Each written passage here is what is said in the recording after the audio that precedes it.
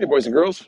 Shannon B. Douglas, running for Ottawa School Board Trustee under my legal name, Shannon Boschy. The Shannon B. Douglas channel here called While We Were Asleep, reflection on the kinds of changes that we have been through in the last several years, exacerbated by the pandemic. And today I'm in Brampton, Ontario. There's a special place in my heart here in Brampton. I'm in a place called Centennial Park, which is not too far from Queen and Main Street. I used to have three Toronto Star paper routes kind of surrounding this area from Center Street, carrying over to Main. I delivered newspapers to Premier Bill Davis, who had two lovely golden labs I used to visit with when I was up there on the top of Gage Park. And I went to school just on the other side of the road here, public school, Sir Winston Churchill, for a few years. Now, I moved around a lot when I was a kid. My dad was a mining and civil engineer, and we lived all over Canada, 5 or 10 provinces, and I lived internationally as well. And got to see the country and got to take in a whole bunch of different flavor and culture. And Brampton, old Brampton, as I remember it, it's kind of been nestled into New Brampton, a much larger community of people, very diverse, and yet it's still the same. The place where we used to play tennis, well, hack at tennis when I was 12 or 13, and sit in the park and stare at the sky and wonder about the nature of God and imagine being old enough to date girls and things like that. To my right is the Etobicoke Creek, and every Saturday morning, uh, used to get up early, finish papers actually, and then put on the old shoes. And down here in Gage, Centennial Park, the teenagers used to come down here and drink beer in the park, and they would leave all their empties around the picnic tables. And after a few, they would toss them in the creek, and so we'd walk up and down the creek bed. One of us on the shore with a newspaper basket and a plastic bag, and we'd load up all uh, our bottles and take them to the store and play video games when we were little. Hi there. And so I have a lot of fond memories here in Brampton, and I'm taking an opportunity while I'm visiting the GTA, talking to some people about things that are going on in the world. The writer James Pugh and some other candidates for school trustees in various zones. And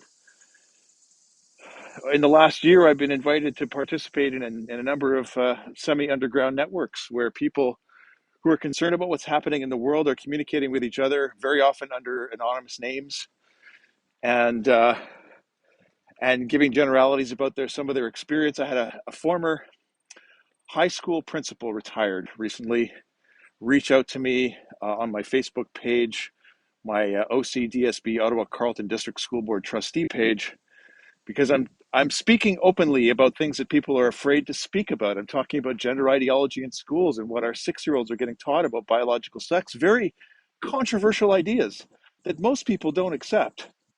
Boys can't become girls, and girls can't become boys.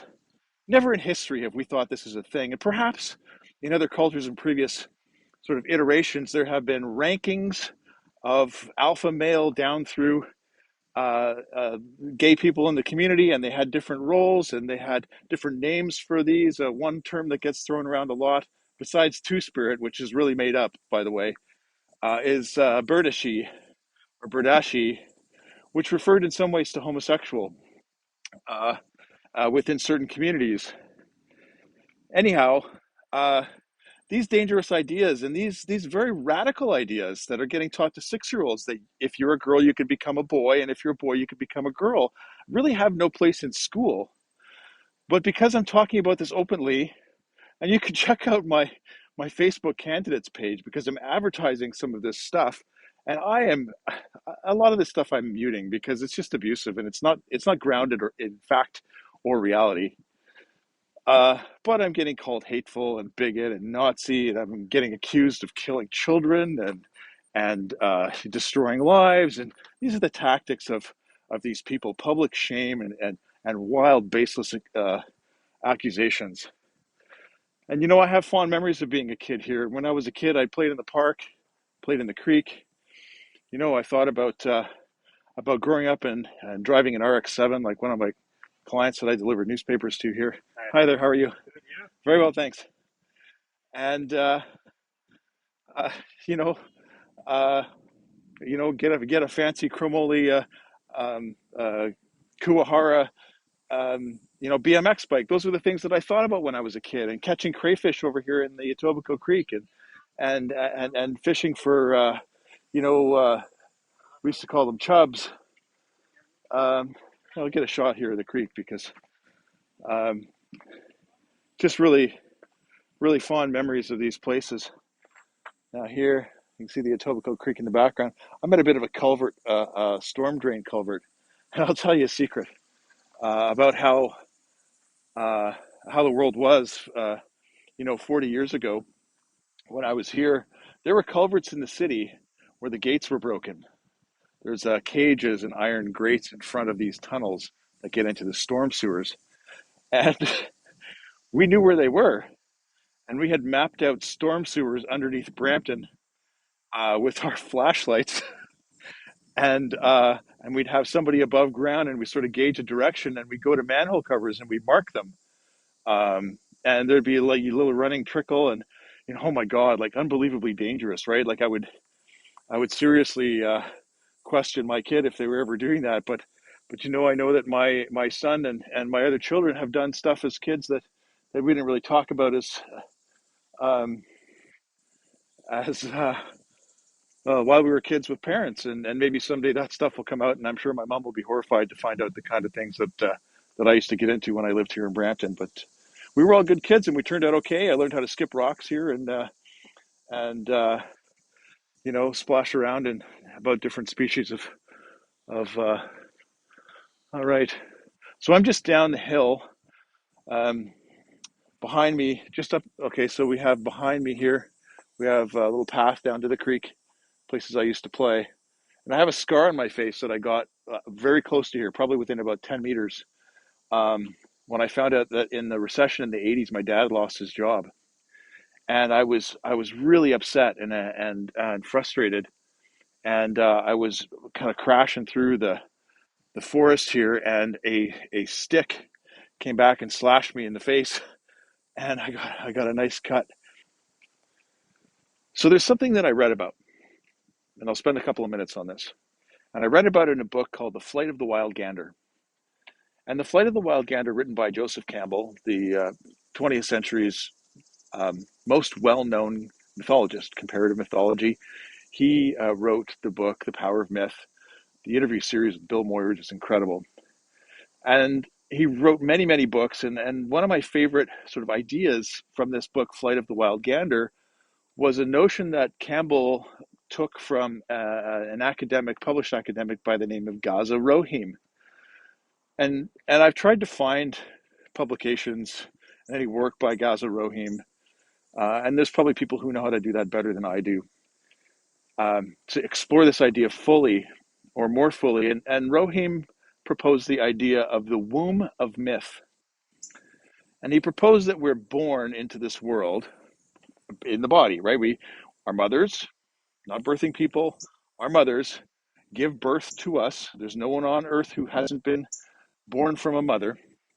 They give birth to us, and uh, and then we from the womb, the maternal womb, the physical womb, and then up to a certain stage in our lives, we exist in the womb of myth. The first people we encounter in life, mom and dad, usually, or mom, in a lot of families, or two moms, or if we happen to be adopted, two dads. Those people uh, are like gods to us.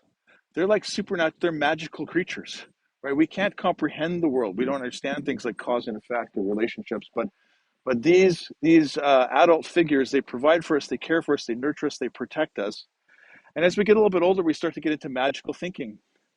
So I was in a place a little like this many years ago. My friend's daughter was about 4 years old, and I met her recently. She's all grown up and just a wonderful young woman. Uh, and well, this is when I was traveling in BC, and we were walking in the forest, and it had rained overnight, a coastal rain, and there was a maple tree on the edge of the path, and there was a beautiful, this was in the fall, colored maple leaf that was suspended in the air as if by magic. Now, I could see that it was caught on a spider web, but it was very hard to see this tentacle, or this tendril of spider web, and it was just wondrous to this beautiful girl that this could be magically hanging in the air. And we think in magical terms when we're kids. Uh, and as we get a little bit older, we get to 5, 6 years old, we start to get into a capacity to understand story a little bit and a little bit of narrative. And we move into what the philosopher Ken Wilber has called the mythic phase. So we go through a magical phase of our development, we go through a mythical phase. And that mythical phase, we start to understand story and things like the hero's journey and a struggle of plot and narrative and identity. And we start to recognize that on the hero's journey, or in the sense of story, there's a protagonist. They face an obstacle. They go through a process of learning and overcoming. They conquer the obstacle. They learn from it. They take some of the lessons into themselves and transform themselves. And that's a mythic narrative about the rest of human development. So it's a narrative type that we can apply for our entire lives.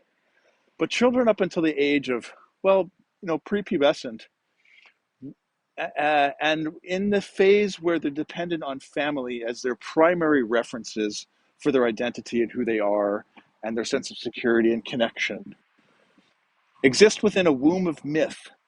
That's what Gaza Rohim meant. And there's a certain point that we come into adulthood where we're born out of the womb of myth. Just like we're born out of mother's body when we're infants, we reach a stage of development where we join our community as adults. And that is the birth from the womb of myth. And the process of adulting.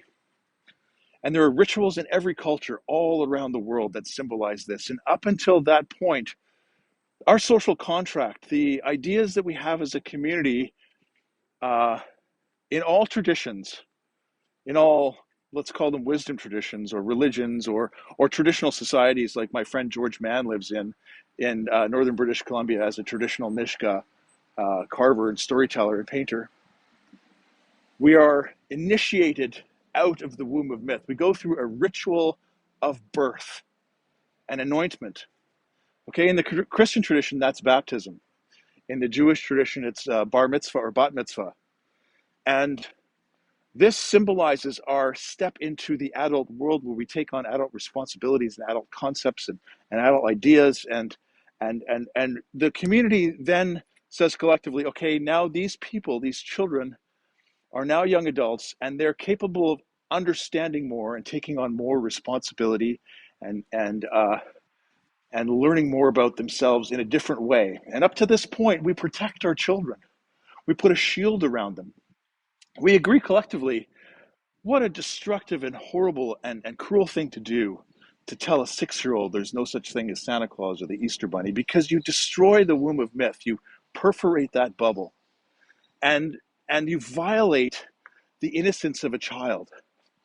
And while our children in our communities exist in the womb of myth, our social responsibility, like our primary responsibility as a society, if we could boil things down to what's the one thing that we should be obligated to adhere to, is to protect our children and nurture the next generation. These are reproductive drives. They are about the continuation of our society and about our species.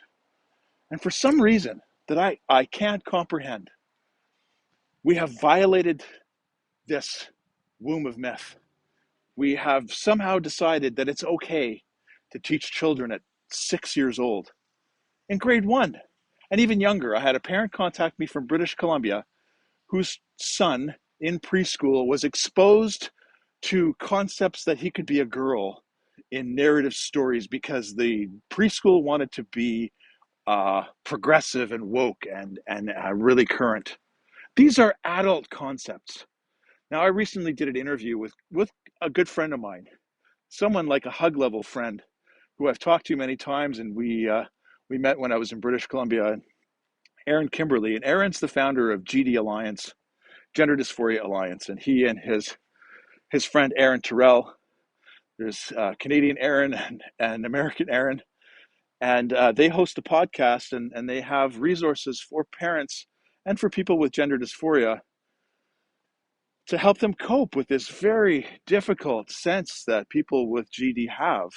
It's an extremely rare condition, by the way. Up until a few years ago, the numbers we had was something like 1 in 5,000 people or 1 in 10,000 people had this condition where they felt disconnected and disoriented and removed from their body and their sex biology uh, in a way that caused them great distress.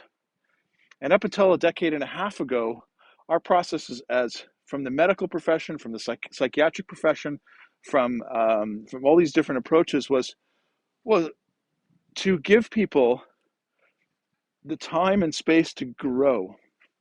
And we know from 11 different studies, very well done studies, and coming from clinics all over the world, several of them from Toronto here where I am now, that kids sometimes have fantasies of being the other gender. And it's a part of play. Kids also pretend to be princesses and cowboys. I played cowboys and Indians here when I was in sixth and seventh grade. Or cops and robbers. We try on identities and we play with those when we exist within that womb of myth. And that's a safe place, or should be a safe place, for us to play and allow our imaginations to roam freely and try on these different tactics. And, when we're going through our terrible twos or our fucking fours, kids go through testing their boundaries and trying on, like, I'm going to be angry today and I'm going to stomp my feet and I'm going to get what I want by being a bully to my parents. And that's an attempt at trying on an identity, okay? And what we do when we teach kids that they can be a boy, actually, or be a girl, actually. Here's the beautiful Etobicoke Creek.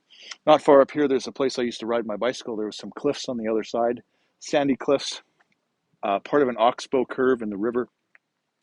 And I used to go and skip stones. And when my dad was being really brutal, I would hide there. And it was my escape. And so I'm coming up to that place. I'm now in what's called Gage Park. No, it's Elgin Street Park. Elgin Park here. Anyhow, there's an innocence that kids have and a period that they go through. We have to allow them without intervention, without concretizing. Like if you said, oh, of course you're a cowboy and, let's get you spurs and a horse. Or of course you're a princess. Or of course you're a turtle. And then we took steps to intervene there to concretize that identity and say, you actually are. We're doing damage to kids. Let's humor them. Let's be respectful and let's be understanding, but let's allow them to develop and grow within that womb of myth, at the very least, until they reach a point where we as a society agree, you know what, now kids can start to take on more of adult roles and they have a greater capacity to comprehend relationships with other people and themselves. If we want people, it's fucking heinous is what it is. We justify medicalizing children, giving them cross-sex hormones, puberty blockers before that if they're young enough, and surgeries to confirm their identities. We justify this by saying we're helping kids be who they authentically are, their authentic selves. Well, how the fuck can you be your authentic self if you haven't been through your own puberty? If you haven't experienced your own hormones? If you haven't experienced your own development unimpeded and unmolested by this atrocious ideology? We have really, really lost our way in Canada and in the developed world around these ideas because we've been infiltrated. This has been deliberate. It has been deliberate and systematic goals by people, perhaps well-meaning people, who want to help kids, supposedly. But the greatest atrocities in human history have been committed by the virtuous. Okay? My belief about the residential schools was that we had people in positions of power, in positions in churches, in positions in politics, in positions in the monarchy, that we were, subservient to, well into the last century, that we believed, hey, this is the best thing we could do for these Indigenous kids. So let's start the residential schools because we want to help them. We want to help them. They're currently living in these savage conditions, and they're currently, backwards and heathens and pagans, and we need to save their souls. And we want to do it because we care. We love them, and we want them to be saved in the eyes of God, and we want them to meet all of these benchmarks of so-called civilization. Well, and then we have the stories of the residential schools. What actually happened? So what did happen? What's happening now? Those people possessed by virtue in a sense of I'm right, in a sense of let's help these poor kids, are actually creating far more problems than they're solving. And this is very damaging to children. And we have to let kids be kids. We have to let them exist in the womb of myth. We have to let them grow up naturally without molestation, without imposing beliefs of a certain small fringe of adults who believe fervently that you can actually be a woman if you have a penis, and you can actually be a man if you have a vagina. My name is Shannon B. Douglas, my legal name, running for school board trustee in Ottawa Public School Board, Shannon Boschy. This is why I'm running for trustee. Let's keep our kids in the womb of myth. Let's collectively agree to protect them until they're old enough to understand some of these concepts. And let's stop rolling back these barriers and exposing them more and more at younger and younger ages to ideas that adults really even have a hard time comprehending. Semi-religious ideas, like, think about it for a second. If a person can be born in the wrong body, what exactly is being born in the wrong body? Does that idea presuppose an identity or a soul that's separate from the body? Isn't that a little bit like a mythical story? Isn't that like a little bit of a religious idea that presupposes a metaphysic of existence? So do we really agree to teach these kind of pseudo-religious metaphysical ideas to children in school, period? Let me know what you think. I'm sharing this on my campaign page and in other places. Feel free to comment. Give me some feedback. And, if you're in my zone 6 in Ottawa, or if you're in another zone, this is time to pay attention to what the hell is going on in our schools. Why should you care? Because of the womb of myth and the innocence of our kids.